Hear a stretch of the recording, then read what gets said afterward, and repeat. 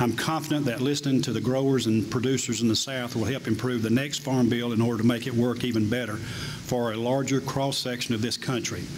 It is no secret that the farm bill affects the various regions of our country in very different ways. For that reason, I believe it is vitally important that Southern farmers have substantial input into the next farm bill. In addition to growers from across Alabama, members of the House Ag Committee heard from farmers from as far away as Arkansas. Committee Chairman Collin Peterson of Minnesota says opinions on new agricultural legislation vary in different parts of the country. But the general consensus is that the existing law has been effective and just needs modification in some areas. Well, they generally like what we did in the last farm bill, but input costs have gone up a lot, and other kinds of challenges. So they like the farm bill, but they're concerned that it's maybe not going to give them the kind of protection they need moving forward. And so I think they're willing to take a look at maybe some new ideas about how we provide the safety net. South Alabama farmer Ricky Wiggins agrees that the 2008 Farm Bill has benefited farmers in his part of the U.S., but he says it's due for some adjustments. The current three-part safety net for marketing loans, direct payments, and countercyclical payments has worked fairly well for southern farmers or southeastern farmers.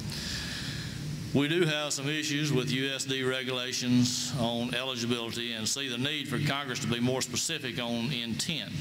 Policy should encourage maximum participation without regard to farm size or structure. With more costly environmental regulation on the horizon, now is not the time to be shifting funds out of the commodity title and into other causes. Providing for continued stability of American farms is the best way to strengthen rural communities, conserve natural resources, and ensure a safe and affordable food supply.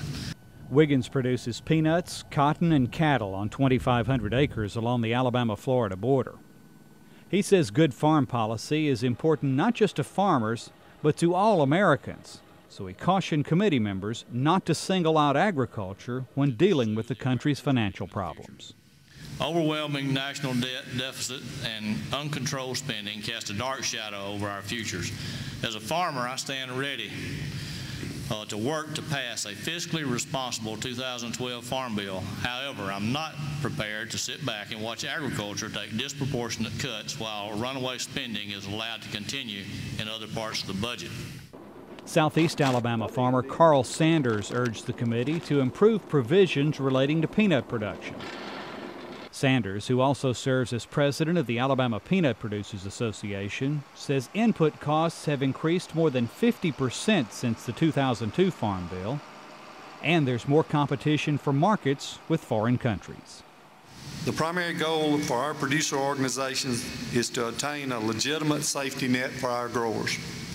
We do not believe the current $355 per ton marketing loan is sufficient to be a real safety net for producers.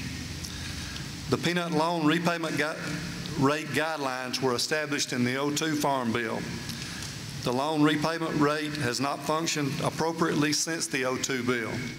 Sanders says the current Farm Bill doesn't take into account world market prices for peanuts, and that puts U.S. producers at a disadvantage. The chairman of the committee says they'll consider all of the suggestions made at these field hearings. Congressman Peterson says his goal is not necessarily to change the law as much as it is to provide a better safety net for producers. I don't think it'd be a big change in terms of the money we're spending, the support we're giving. What might change is the way we do it. I think we can make things simpler.